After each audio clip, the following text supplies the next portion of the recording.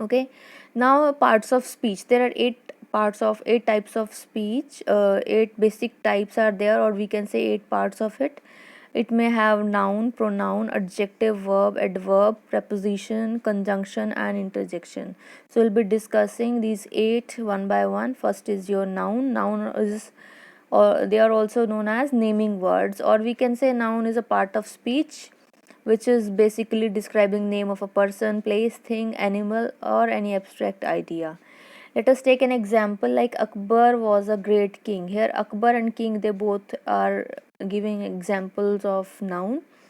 Okay, now there are different types of noun. First is your common noun. Common noun actually is referring to a class of place, person, a thing. Okay, and they never begin with a capital letter. You should keep this thing in your mind. They will refer to a class of that particular thing. Okay, the cat is sleeping on the floor. The cat is not, we are not talking about a specific cat. Cat is referring to the class of it. Okay, so this cat, this dog, they both are your common noun. Fine.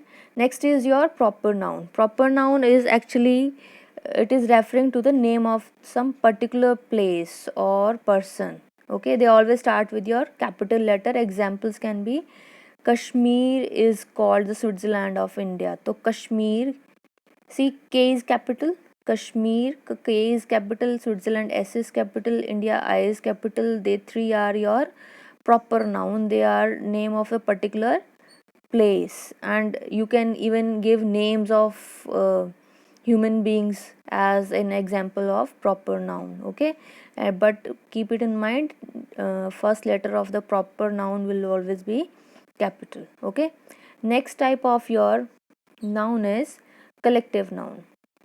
So what is collective noun? Collective noun, it signifies the group of persons or things that are forming a unit. Okay, and they are represented in form of singular. Okay, let us take an example. The committee has reached its decision.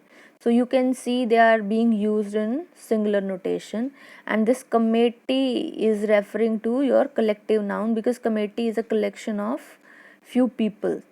Okay, so army also, it can be an example. Nation can also be an example of collective noun. So let us come to next type of noun, that is abstract noun. Abstract noun is never perceived by physical senses. uh, Rather you can represent them using your ideas, quality, and emotions. Means you cannot see or touch them. Okay, but you can feel them. Okay, so examples can be failure, beauty, honesty, friendship. These are your abstract noun which cannot be perceived by your physical senses. Next is your countable noun. It refers to the names, countable items or people. Okay, they can be both singular and in plural form also. Okay, let us take an example.